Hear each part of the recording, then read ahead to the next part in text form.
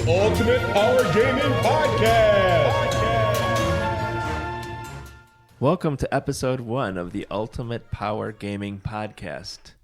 I'm Pitmaster Greg. And I'm Jerry, the Ultimate Power Gamer. And on this podcast, we're going to talk about miniature wargaming, Kings of War, possibly some Games Workshop games as well.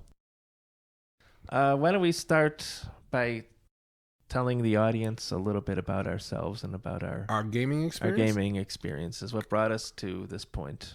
Okay. Well, I actually started miniature gaming back in like the 90s. I started with BattleTech. Used to do some BattleTech miniatures.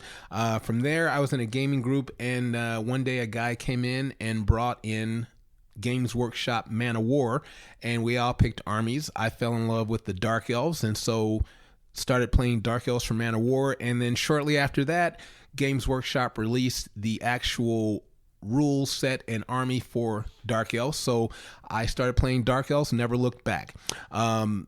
I've always been the type of person, when I start playing a war game of some kind, I try to get as much material as I can about it, because I like to learn all the rules, because knowing all the rules, or as much of the rules as possible, helps you develop strategies. You know, knowing what I used to go out and I bought all the army books, very expensive, bought all the army books so I can understand how they worked, so I would know how to play them and play against them. So that has continued throughout my entire gaming career, especially into Kings of War.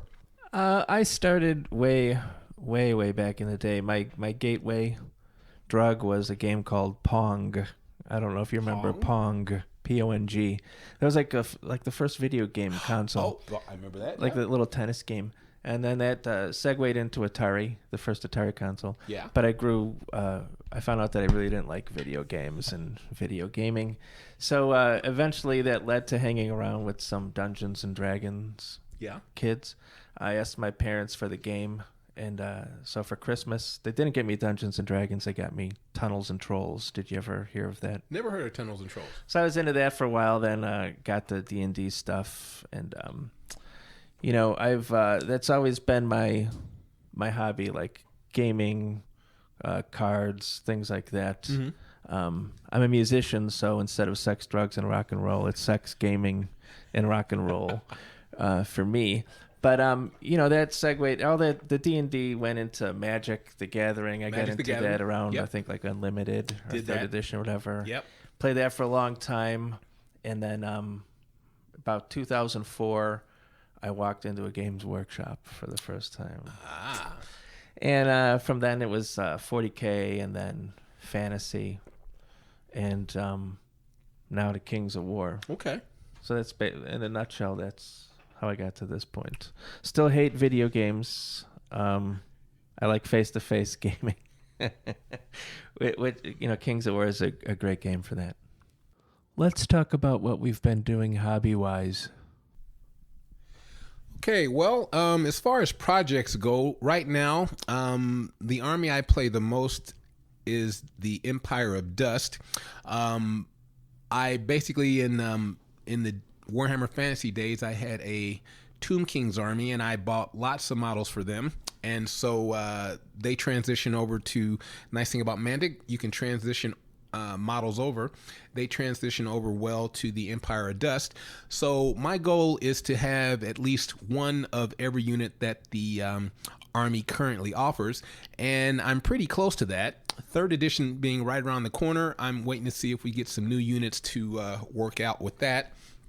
Besides that, working on that, I'm trying to get my gaming group to play a little bit more of fluff-based campaigns, because you know, tournament lists are fine, but sometimes you get a little burnt out on playing the same min-maxing thing for tournaments. It's nice to do fluff armies where you don't have all the necessary magic items or the biggest, strongest units that you would generally expect to see from an army in a tournament. So working on doing that, some fluff campaigns.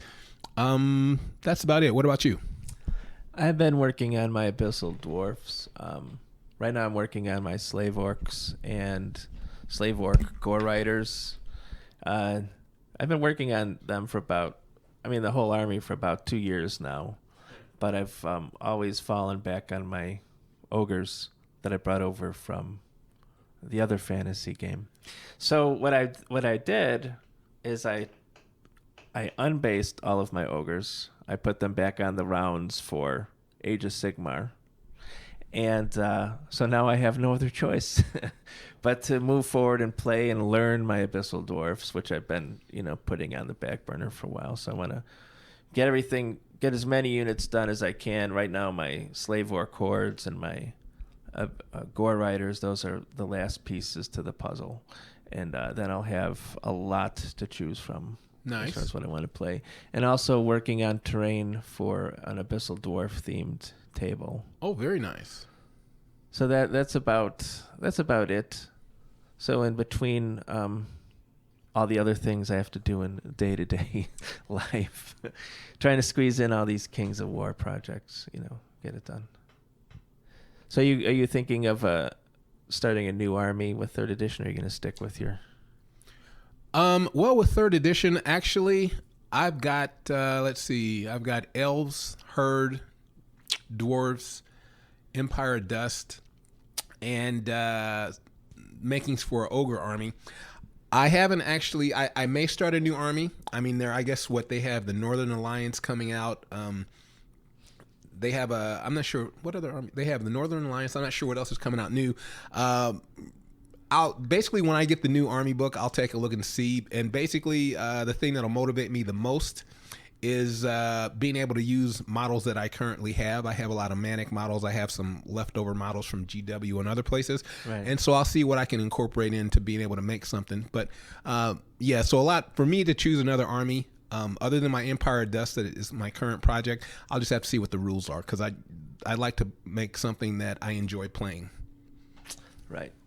Me, I don't think I'm going to start a new army till I finish my current army. Till everything is painted and based that I have for the Abyssal Dwarves. Whether they suck in 3rd edition or not, I don't think still they'll going suck. for. I don't think they'll suck. I think, you know what? Elves, I'm hoping that I haven't seen a lot of thing on elves. I'm hoping that elves, I like flyers. I love them. I love just about any miniatures game I played. I like fast maneuverable units. So I'm hoping that, like Dracons, I hear that I don't know if they're actually bringing models out for that now, or bringing models back. That would be very nice if we had something like that. I'll just have to wait and see. Like I said, I haven't given a lot of thought to it, because I'm going to wait till the rules come out, and then I can base my decision off of that. So I'm sure by now we've all heard the podcasts and seen some YouTube videos of what's some of the rules and things that are changing for 3rd edition. But why don't we talk about what we would like to see for 3rd edition that maybe hasn't been covered already? Let's talk about, just real quick, the game that we both played before this. We both did Warhammer Fantasy, and one of the things that we noticed, the two of us noticed in that, is whenever there was a new edition of Warhammer Fantasy, I always got nice and hopeful that, some of these holes and vagaries in the rules would be fixed. And every time, almost without fail, the new rules would come out, and those same vagaries that were FAQ'd and stuff, they would still be in there, so that an FAQ was still required to fix that. And then there were new holes that were made in the rules. So going forward, as far as I'm concerned, I hope the transition from Kings of War 2nd edition to Kings of War 3rd edition is more, I hope it's better than that. I hope they fix a lot of the things that they have. Now, I have heard there are some new rules coming out, and with those new rules, I haven't listened to a lot of podcasts. I have watched Mastercrafted's YouTube channel talking about some of the new rules for the armies that are coming out like that. But my biggest thing I'd like to talk about is rule simplification. What do you think, Pitmaster? Aren't the rules simple enough the way they are? Well, you know what? Yeah, Coming from Warhammer Fantasy going Yes. into Kings of War, I thought the rules were, yes, very simple, straightforward. I read the rule book cover to cover and was like, whoa, I thought I had finally found, like, yes, this is the thing. But then there were a couple things in the second edition rules that I learned of that weren't quite so simple, straightforward. Line of sight, for instance. Second edition, line of sight, it's taken from the center of your unit. And if you can't draw a line of sight from the center of your unit to whatever you want to shoot at or charge, you can't shoot at or charge it. Well, then there's a place where they talk about being towed into difficult terrain, like, say, a wood or something. So if you're towed in, which just means, like, let's say the corner of your base is in a wood, you could see through the wood, even if your leader point isn't in the wood. Now, that is something that I was told, oh, well, that's not what we meant. We meant, okay, I'm hoping in third edition, they don't have situations like that. I hope if whatever the rule book says is what they actually mean. I hope that when third edition is released, I hope we don't have to wait, a couple weeks later, here's the FAQ, because this is what we meant this on this page. I mean, I hope they took their time with this. We had the whole rules committee and, the whole Mantic staff doing this. I hope they actually did clean this up so we don't have that. What about you? Well, let me start by saying I'm playing Abyssal Dwarfs in the third edition. Okay. So something I would like to see would be maybe the heavy mortar hitting on 4s. Two shots instead of one shot. I mean, this I'm only hoping for the little things. Fantasyland. Okay, Fantasyland, right? I mean, it won't happen. I know that. But as far as like you're talking about with towing into a woods, drawing line of sight, the leader can't draw a line of sight through the forest. Is that what you're talking about? Exactly. But you could still shoot or charge. Yes, because technically, by the rules for line of sight, you can't see.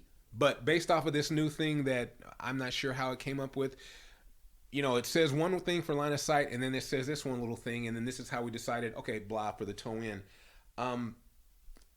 The other thing on that line of sight, your arc of sight with that 45 degree, I wish they would clear this up, because if a unit doesn't lie within that 45 degrees, technically you shouldn't be able to attack it, shoot it, or charge it. I've seen people where, you can measure a line of sight. If you can draw a line of sight from your leader point, say straight out to the left or right, or I can see you right here, but that's outside of your arc of sight, you could still charge. I mean, that to me, that doesn't make sense either, because if arc of sight, line of sight, those should be synonymous. That should go, if it's not within those two things, you shouldn't be able to attack the unit. But, as of now in second edition, it's like that. Hopefully it's not like that in third edition. I didn't think that was possible, but then after seeing the FAQs and people talking about it and players in the know, this is how we do it. That's how I adapt, just like the toe-in thing. When I learned that's how we do it, I adapt. I play that way. Even though that's not what the rulebook says, I play that way. I don't have a problem with that. The other thing that I'm hoping for a wish list, the movement phase is like the most important phase in Kings of War. You positioning yourself to be able to see, to be able to charge, to be able to deny. I hope they do away with this you can't block a charge thing, because I think part of it, if you're doing your setup, if you set up, you have your game plan and you're measuring and you're doing precise movement, you're measuring, you're not just like flopping things around, which I have seen people flop things around. So I was like, was that an inch move, or was that 3/4 of an inch move? Or was that an 1.25 inch move? We have tape measures. We have, moving, making a 90-degree pivot. We have all these things available to us to make these things accurate. Why wouldn't I be able to block my opponent from doing something? Because, I outmaneuver the person. That's what the game is about, maneuvering and things. So you're talking about when you have the two units at an angle to where they can draw a line of sight to your flank, let's say, but they can't make contact with your flank because the way it's set up. Is that what you're talking about? Well, kind of like that, or even if you have the two units at an angle where you can technically block someone from being able to charge your front, because like I say, you have a horde that wants to charge 2 regiments or something, and because the person that's trying to block the charge, they anticipated this, they set their units up in such a way, and you fell into the trap because you weren't looking about it, didn't think about it until too late.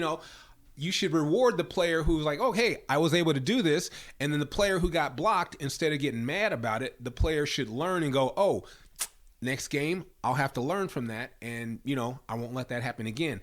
That's this wargaming.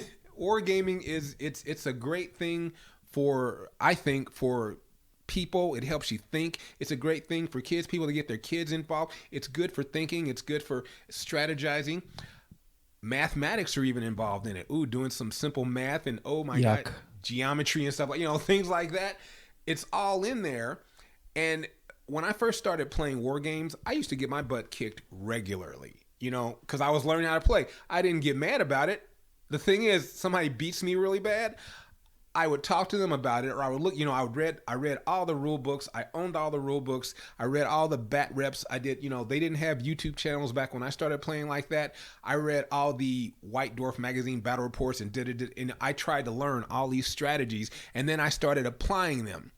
And then after sometime I applied them, they didn't work so well, so I would make tweaks. That you learn, you practice. That's how you do. Sometimes you get beat. So I look at it like, take your lumps, learn from your lumps, and go. Warhammer Fantasy sounds like it was a very expensive hobby, having to buy all those books and magazines and everything. Yeah, you know what? Let's see. I didn't play poker or anything like that, so that was my vice. So yeah, which I find great about Kings of War. Yeah, is you get a rule book. Mm-hmm. Once in a while, there's a Clash of Kings, maybe a FAQ once in a while. You don't have to buy 30 books to play the game. You don't have to buy 30 books to play, and it is a cost saving thing. Mm-hmm. But you don't have to buy the books, but then you do have to keep up with the latest Facebook posts, the latest gaming post rant that somebody has, the latest opinion that could be official, non-official. This is the thing. You hear all these things, I'm glad we brought this up. Let's look for my biggest hope wish list for 3rd edition. I'm hoping that we have more players actually, if the rules are simple and straightforward enough, I hope we have more players that actually read the rule book, learn the rules, and don't depend on just hearsay. Don't depend on watching a YouTube channel, or don't depend on, somebody telling them something and then thinking that's the way it is. So the rule book for 3rd edition, what did you say? Learn it, love it, live it. I hope that's what we get. Me too. That's what I'm saying. There's nothing wrong with, if you and your group of friends get together and you're all just learning the game and you're doing some stuff, quote unquote, wrong, but you're having fun playing, there's nothing wrong with that. That's great. If that's how your group plays, you're having fun. It's a game. It's supposed to be about fun. But the thing is, if you're going to do that and then you go to an actual event where somebody may have paid money, an actual tournament, an official tournament where we're doing it, and then you expect people to play by your group's interpretation of a rule, that is not, that's not cool. Everybody should be playing by, when you go into an actual event type thing, everybody should be playing by the actual official rules, the most accurate official rules. If that includes an FAQ, then so be it. But the last thing I want to hear is somebody to call some YouTube channel, even if it happens to be my YouTube channel, by the way, because, hey, you know what? I make mistakes on my YouTube channel. I make mistakes playing the game sometimes. I love when if I quote a rule or I do something and somebody says, could you show me that? I'm not, hey, let me show you in the book, or let me show you why this happened. Don't just take, because I'm Jerry, Ultimate Power Gamer, that obviously means I know more than you. No, because FAQ stuff happens and sometimes I make a mistake. So I love that. Well, I think that about wraps up our first episode. Short but sweet. Short but sweet. That's how we like it. What do you want to talk about next time? I think a good thing for a second episode would be tournaments. How about all things tournaments?